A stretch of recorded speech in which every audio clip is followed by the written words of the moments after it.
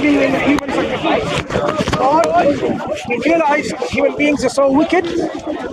There's no way to save human beings. The only way to do that is by coming down himself as a human being and committing suicide or sacrificing himself, and you are then saved. Yeah. The idea of salvation is totally different. Yeah. For Islam, salvation is every human being is individual. They have the responsibility, and God does not place a responsibility greater than they can bear. So every human being, regardless of their abilities and disabilities, regardless of how rich and how poor they are, regardless of whether they are fat or thin or beautiful or ugly, each one of them will have a responsibility and obligation which they can meet. Right? Yeah. So Islam says your own responsibility to believe and do these righteous actions on that correct belief, then you'll be saved. Okay? The concept of the scripture, Islam says the scripture needs to be something from God without any adulteration. Christianity says it doesn't matter what the scripture says. It's human involvement. For example, yes, we know that human beings written it. Human beings have written it. And they can make mistakes, but ultimately, in essence, the truth is there. But we say no. You cannot have a human involvement in the message of God, because at that point, what will happen is this human involvement will dilute and corrupt the message of God. To give you an example, if you now consider the Christian books of the Catholics and the Protestants, you know how they have diverged and differed between themselves in the number of books. 66, 73, 80, 82, 88. Books are different. So if the books are different, of course the message are going to be essentially here and there different. But not only that, in the transmission of their text, they have undergone corruption. So they have looked at an example which you can easily find is the ending of the Gospel of Mark. The current Bible, which the Christians believe in, has 4 Gospels. Matthew, Mark, Luke, and John. Mark has an ending in the manuscript tradition is very, very different. Either it has no ending, or it has a shorter ending, it has a longer ending, or a very long ending. Mark obviously didn't write all of them. So what has happened is corruption has occurred either by omissions, by additions, or by alteration. And would you say that every Quran is then the same? Every reading of the Quran that has been transmitted from the Prophet, authentic readings, we say there are 10 authentic readings transmitted from the Prophet, because there's such dispensation to make it easy for the people to memorize, taking into account the variations of their cultural differences of tongue of the different Arab tribes and so on. So, as I give an example, if you go to Indonesia, Pakistan, Malaysia, China, if you go to Brazil, go to Germany, and you say, I am reciting Hafs from his teacher Asim, they'll all be the same recitations. If you say, okay, I'm reciting Warsh from his teacher An-Nafi', Warsh An-Nafi', anywhere you go doesn't matter. If you make a mistake, they'll say, no, this is not how this teaching has been communicated from the Prophet ﷺ. So that is the beauty of the revelations. So these are essential differences where, the whole idea has been diluted or polluted. So you cannot have an absolute certainty of the message that Christianity will bring. And not only that, what we're talking about is the very message itself. Quran is a later revelation. And Christianity, in whatever form it is, corrupted or a little bit corrupted or more corrupted, it's an older form of revelation. God has sent another prophet as a messenger. So the difference is always going to be your and our duty and role is to accept the current messenger. Because the current messenger will bring the latest guidance from God, which will have latest guidance for our need today. In the past, at one point, there wasn't all this genetic engineering, euthanasia. There wasn't this kind of biotechnology. I'm just giving some examples, right? So how do you deal with that? They would not have these questions arisen. At one point, people didn't even steal at the very beginning of human interaction with God. No one's stealing it. But when stealing stealing started to come, you can't just say, okay, what do I do if someone steals? You can't just make up your own thing. God actually gives us essential guidance to these kind of problems because it's going to be quite rampant in society. So each nation, when they had their messengers or their warners, their prophets, they had specific guidance and laws and regulations for their needs. So the Quran came with a universal guidance for all times and all places.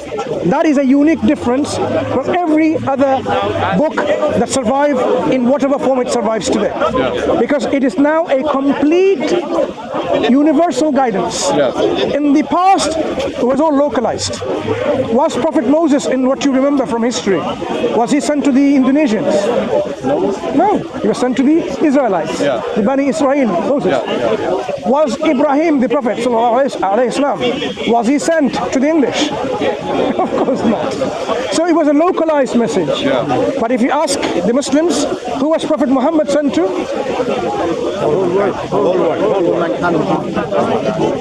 Whole of mankind. Hugely, uniquely difference between all the religions. That is why one needs to really, regardless of their previous conviction of their belief, even if you're a Christian, it's your moral obligation and a moral duty to examine this book and say, did that come from the same God that I'm believing in? Because if it came from the same God, then you have a duty to examine, assess, and accept if it's true. And the Quran does one thing beautifully. It tells you to assess this book and examine in such a way, if you don't think it's from God, try to falsify it. Whoa, look at that. A book that gives you opportunity to falsify it, to make things and life easier for you. So that you can say, okay, in this examination, the Quran fails, it cannot be from God. The Quran says, I'll show you an example, very beginning, chapter 2, right? So at the very beginning of this surah, here, it's very fascinating to even understand and learn about these things. And if you are in doubt about what this is God speaking, have sent down this Quran upon our servant. So Prophet Muhammad was a servant of God. Prophet Muhammad. Then produce a surah. This is a surah. There's 114 surahs here. Can you see? And then 114 surahs. Produce a surah. A unit of the Quran. Some people say like a chapter. So there's 114 of these units. They call surah. And didn't stop there. And call upon your witnesses, supporters, other than Allah, if you should be truthful. So you might say, oh, how am I going to bring a chapter or a surah like the Quran? I don't speak Arabic. The Quran says, go and ask your supporters to help you to do that job, those who know Arabic. And the Quran says, but if you don't do it, if you do it not, and you will never do it, then fear the fire whose fuel is people and stones prepared for the disbelievers. So if you can't do it, and the Quran says, of course you cannot do it because it's God making that unimitable, then be warned. There is a hellfire, and the fuel of this hellfire is men, human beings, and stones. Those people who reject God will be the fuel of the hellfire. So we don't want to be those fuel of the hellfire. So Quran gives us the opportunity to falsify this book, but the Quran then says, look, and give glad tidings, good tidings to those who believe and do righteous deeds. What will happen to them? They will have gardens in paradise beneath which rivers flow. Whenever they are provided with a provision of fruit therefrom, they will say, this is what we provided with before. They will say, we had something like this before, but it's different. Every time you eat something fruit of the hereafter, it will be refreshed, renewed, different. And it is given in them in likenesses, and they will have therein purified spouses, and they will abide therein eternally. So you have companions which will give you comfort, joy, tranquility, bliss, happiness, and you will there forever in this comfort, in this happiness and contentment of your heart, forever and forever. That's for those who, knowing that this Quran is indeed from God, and then continues to do the righteous actions as the Quran lays down, that's the reward God provides. So God is not a God which only asks people to do all these things and that's it. He tells you to do what things you are able to do. and then tells you, if you do it, then here is the reward. Yeah. The reward, which is something that your heart desires. I don't understand why you would say then, if you don't do it, there's a hell. You're with stones. Why would he not like?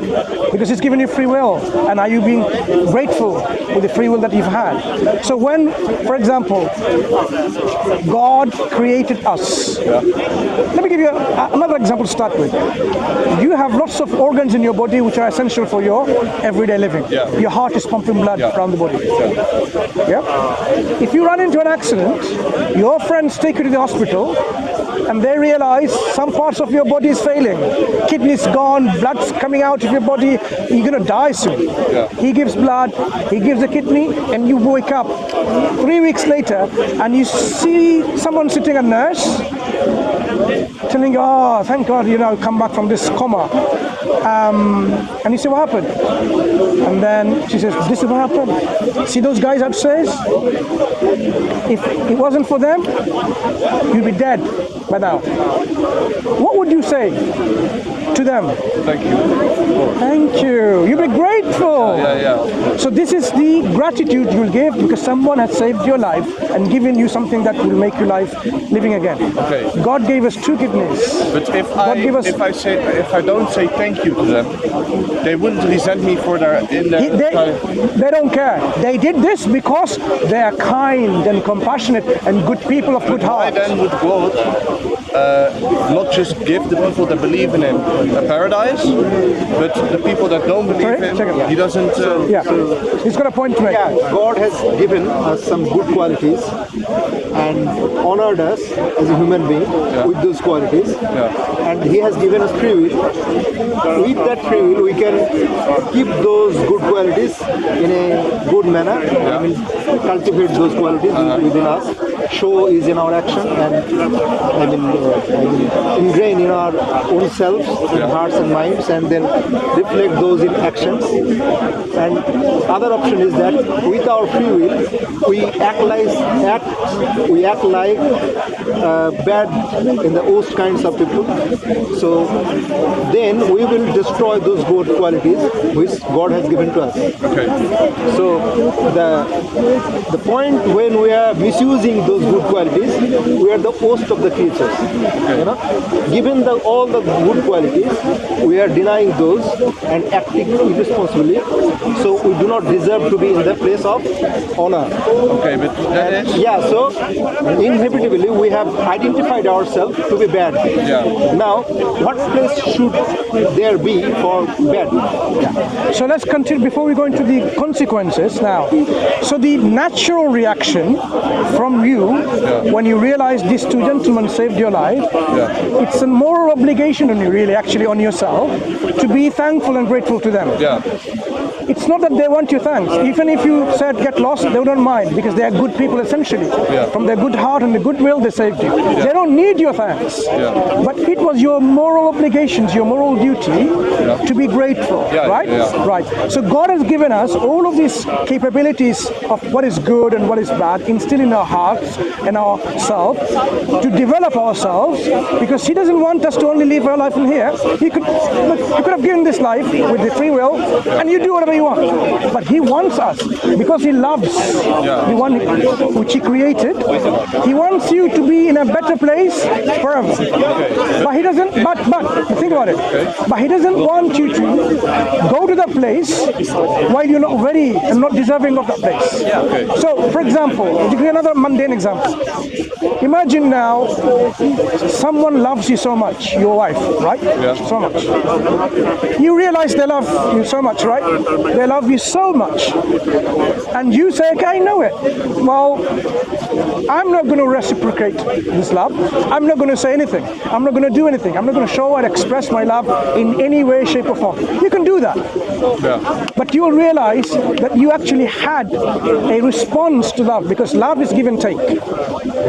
You need to show, because this is something that once you receive something, you need to reciprocate that.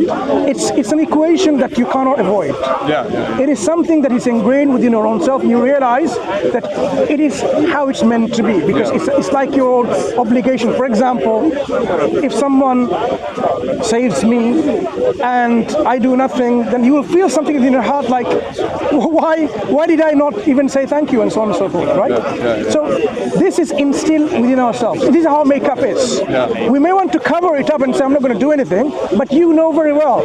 But this is your moral duty and obligation to do that. God loved us, created us, and He wants to show our love by putting us into a place for eternal happiness. But He wants us to be recipient of that. Okay? It's up to you now whether you take that choice or you don't. If you say, look, I don't care, then the consequence of that is going to be you're not going to go there. The free will that has been given to you actually entails what we call responsibility. Did you use your free will properly, or did you abuse it? You were supposed to be kind and nice and just to people, but instead you robbed and you killed, you cheated. What if you are kind and nice and good to people and you follow most of the Quran, let's say all of the Quran, but in your head, in your mind, in your heart, you don't believe in Allah? What then? Would you be sent to the like? Ignore the hecklers. Would you be sent to like I don't know how you call it? You don't call it hell or heaven, right? So if you did all these good things, try to listen to a very important question. I think this gentleman is smart, clever, and asking the right question. Thank you. I really appreciate that, right? Right. So, can you not just be good? Can you not just be good? Do all the things the Quran says, be kind, be just, be nice, but just don't believe in God, right? Think about it. If there is a reward, and the reward has some rules of this reward, it's like, I'll give you another mundane example, but وَلِلَّهِ الْمَثَلُ الْأَعْلَى. We say God is the highest description. You go and you say, oh, okay, I'll work for your company, okay? But instead of then acknowledging him as your employer, you do the similar kind of works for him. Is he going to, at the end, give you wages and salary? I would feel like yes, because Why would he? Why would he reward you? Because he's doing his works. You promoting his works, doing good things, making his business grow. if only I'm looking at his business. But his business would also like to grow, to develop. Imagine it's a charitable business. Instead of using his charity, you work for his charity. Why would he, as an employer, reward you? Yeah, but he wouldn't punish him. No, why would he reward you? The question is about reward, first of all. No, the question is about punishment, right? The question is about reward. Reward. He should not reward you because you haven't done the job for. Okay, but if I do his job and his job by just being just. So he can reward you too, and God will reward you too. Yes. But God says the ultimate reward of heaven and hell is a reward for those disbelievers. It's a reward, even though it's painful. But even if you are just, there's no need. Justice demands that you don't treat the good and the bad equally. Do you understand and agree? Right. So if someone misbehaves, and does bad things, right? Bad things, and someone good things, you cannot treat them equally. Justice demands that the Creator would not treat the good and the bad equally. So that means then there are some people who would be through the eyes of justice, through the dispensation of justice, they will go to a place of punishment. Right. So that's why punishment and reward go hand in hand, because God is just. If God was just merciful, okay, just imagine that. Is Allah merciful when He allows if God was just merciful, or loving only, and then He rewarded the murderer and the murdered victim equally, why abortion is permissible? Would that make sense? When everyone is born a Muslim. Don't interrupt. Would that make sense? So if everyone is conceived and born, So you can tell him because he's interrupting. Don't tell him. unaliving for Muslims. Another point is when you are not submitting yourself to the will of Should I God, submit myself then to a you are God which doing allows injustice to yourself. and couple that with abortion. then So you are I can marry submitting to my your 9-year-old desires cousin, and other worldly and things, if that and you are trying to be baby good conceived in the sight of other people. So is you are worshipping deformed, other things. I can So subsequently our abort right, baby. Can you hear him talking? No, because Then tell him off. Go and tell him off. No, because I've gone around the park and not one Muslim has seemed to engage on the topic of talking about judgment. Because you're a clown. That's why no one listens to you. You come and interrupt everyone else. Have some decency and honor this gentleman. That you abort. Can they even move? So continue. yeah, so if they have the punishment Can you or the make a room? reward, Can you give some space? Right. so the concept of punishment and reward is based on goodness and justice. You know? So God is merciful, but when you are doing injustice, God will not allow His mercy to help or to avail the criminals against mercifulness. But I So my that's question. why when you are not submitting yourself to the will of God, you are not acknowledging the relationship with God, It seems like whenever and I join the acting Dawah lives, they good, I always mean in a hit me nice with manner, discussing being it. merciful and do things. It is only to show yourself, showing off or being good to other people's side. It seems like if in your other people's theology is side. consistent, That's why and you are believe doing everyone injustice is to yourself. You are not connecting that you are to your Lord. unaliving Muslims. So that's why Unaliving it's not about doing good with others. It's about yourself. So we say, Rabbana zalamna anfusana. We say that, oh Lord, we have wronged ourselves. Yeah, okay. Responsibility, two types of responsibility. On your own self, Discuss about support. your right and God's right. But then there's a more belief that believing in God is good and not believing in God is bad. So let's talk about this. An example. Right? Yeah, the example you brought. If God, If God treated the murderer and the one who got murdered equally, you in your heart know that that doesn't seem right. How can you equally treat the one who is the murderer and the one who got murdered, the innocent and the criminal? So that means the innocent people must have justice, and justice means the criminal that did it must really pay for what they have done. Payment could be prison, payment could be capital punishment, payment could be fine, whatever, right? But at least justice demands that the bad thing they have done, they need to be sorted for that, and the person who got, innocent person died, compensated. So that shows the idea of heaven and hell is actually essential if you believe in justice. The justice concept inevitably demands that there has to be a day of recompense, day of judgment, where everyone is given their due consequences what they have done. Yeah. Good for good and bad for bad. Yeah, okay. So when God sends some people or gives what they deserve in punishment and hellfire, it is not that God chose to do it. He doesn't want anyone to go to hellfire, but that is His justice making them go. There might be people, Muslims for example, they do many bad things, believe in God or bad things. It doesn't mean they'll just get away like that. No. They may be in hellfire for millions and billions of years, but eventually they'll return, because ultimately the key to heaven or paradise was to believe in this one God and acknowledge that one God. What if you have, like, let's say, a perfect Muslim that follows the Quran perfectly, believes in God, and does everything? He goes to the paradise. Right? You expect someone who does believe in the right things and does righteous deeds and dies on that state, the promise of God is they will be in paradise. Okay, and now you have a person that does the same things as he does. Same thing like what?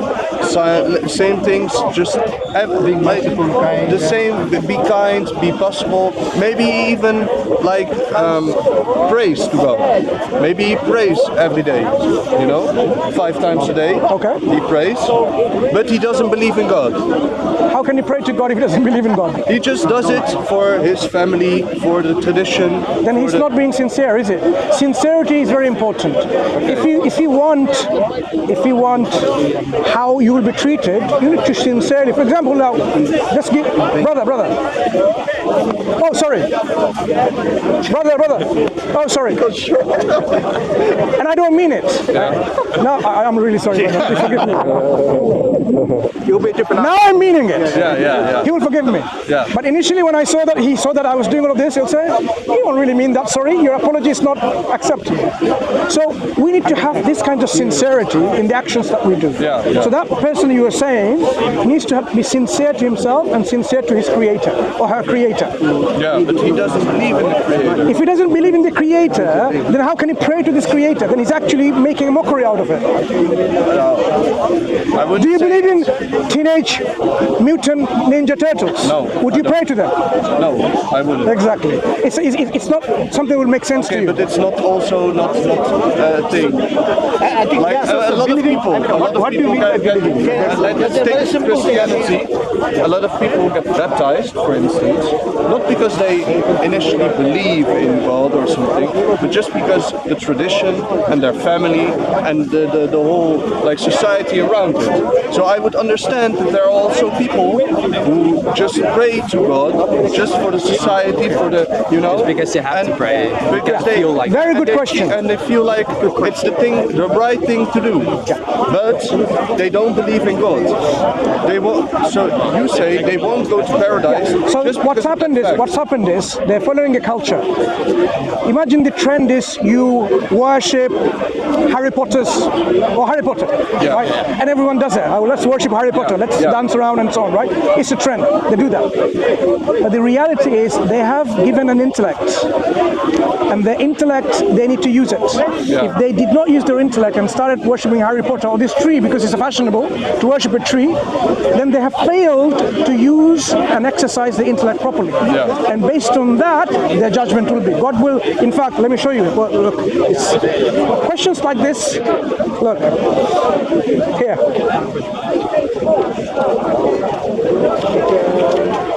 Moeten we zo gaan?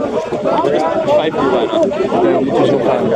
Weet ik niet van dat. Nee, we moesten eigenlijk een kwartier geleden gaan. Oh, nou heeft hij daar. Ja, doe je Yeah, maar. look, there are some people, this is a description of some people about to go into hellfire, right? Ja.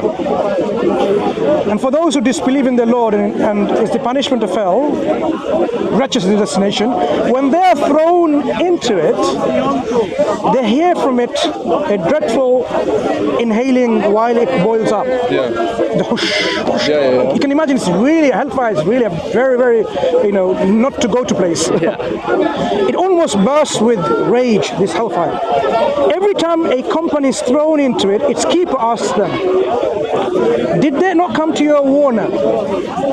They will say yes. A warner had come to us, but we denied and we said, Allah, God has not sent down anything. You are not, but in great error. Ja. And then they will say, if only we had been listening or reasoning, we would not be among the companions of this blaze. Ja. If we were listening to the prophets and the messengers and the ambassadors of this message, or we used our reason, our intellect,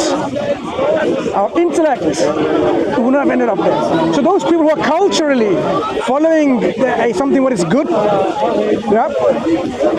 they have not used their intellect properly, because their intellect will tell you, don't worship Harry Potter. The intellect will tell you, don't worship a tree or a rat, whatever that might be, because they're not worthy of your worship. Yeah. So that is why we say the message of the Quran needs to go to them. Yeah. One of the reasons we come here is to convey that message, open up this avenue to people to understand this message. Yeah. If ultimately there are some people who do not hear anything about Islam, God will judge them accordingly. But the intellect will be questioned, definitely. differently. Yeah, yeah. So our responsibility has been from the day one to convey the message, and in fact, Islam is everyone's fingertips now. You can type in on your Google phone or whatever, and you can learn about Islam. We need to be responsible people. We need to be caring people. We need to be people of peace and tolerance and harmony and justice and kindness, right? So once we take that responsibility, then we will start looking into the message of God and say, that makes sense to me. Why shouldn't I be? In fact, when you read the Quran, you will ask yourself, why shouldn't I be grateful to God? Why should I not be grateful to God, the one who gave me not only the intestine, but even the food to put in the intestine, to enjoy it and to sustain my life? Yes, but that is, in the end, I think it's a belief. In the end, It's a recognition of truth.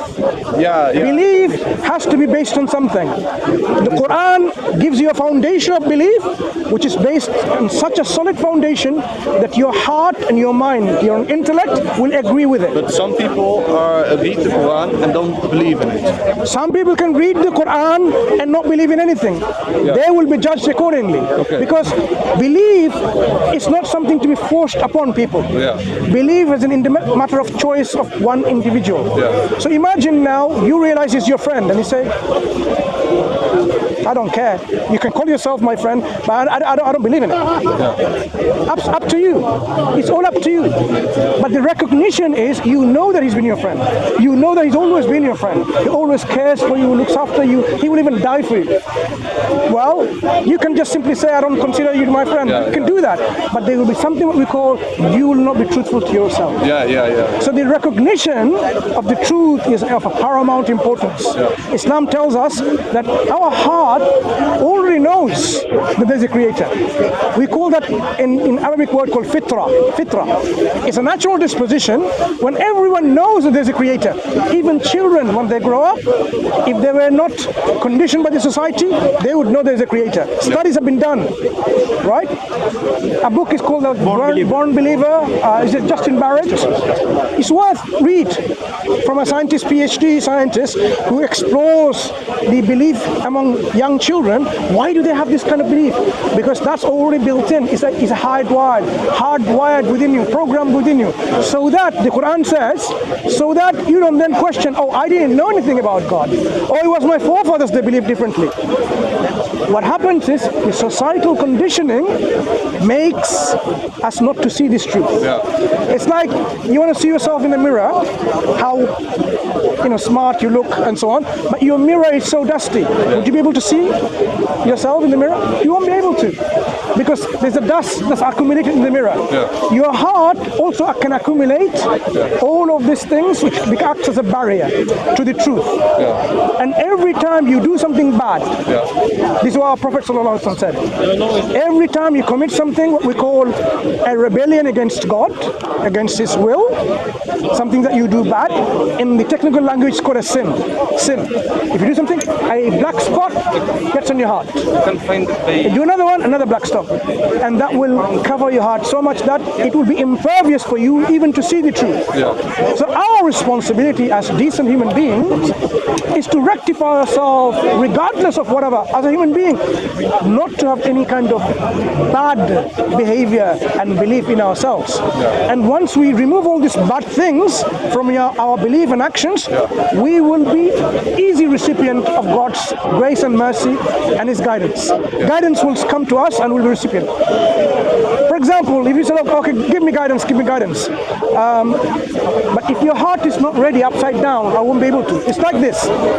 You say, look, I'm thirsty, I want water, and you give me a cup upside down. I can try giving you water, but I can't give you water because the cup is upside down. If it was the right way, I'll be able to pour some water.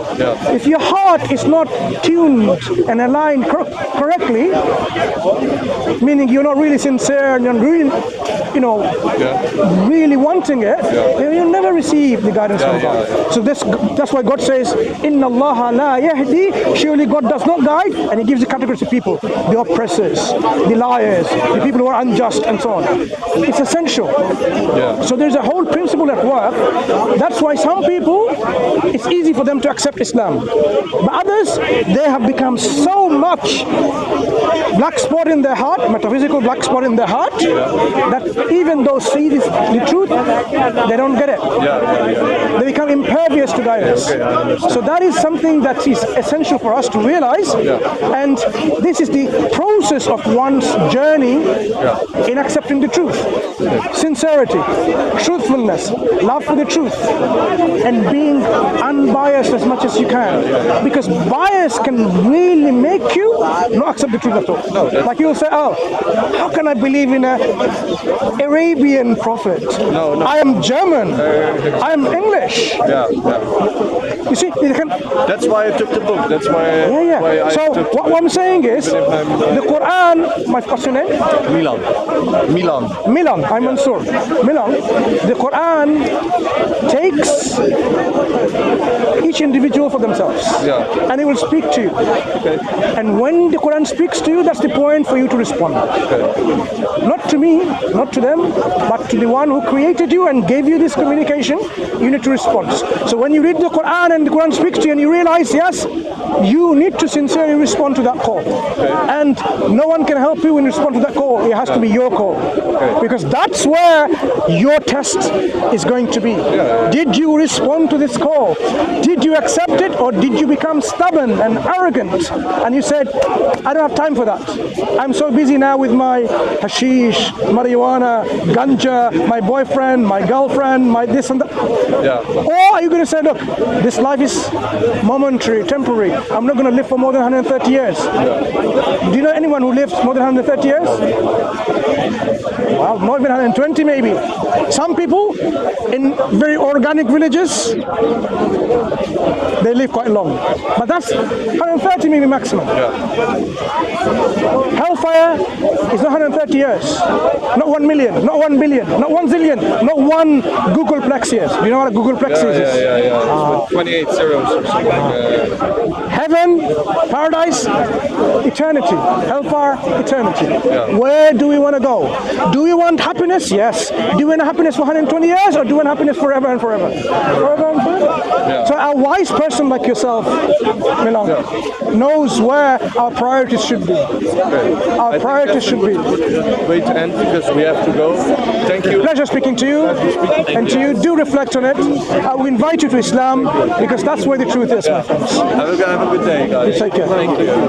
May Allah guide us all closer to the truth. Thank you. Barakallah fikum. Barakallah fikum. How are you? Oh, mashallah. Long time no see. How are you? I was talking about Germany, and my brother comes from Germany. I just listened to him, mashallah. How you been? Alhamdulillah. Hello, wife. Did you write it down? Anyone? Did you write down the channel name?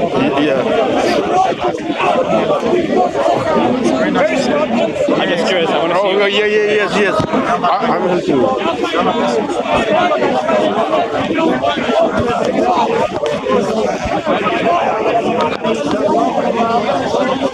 Shamsi.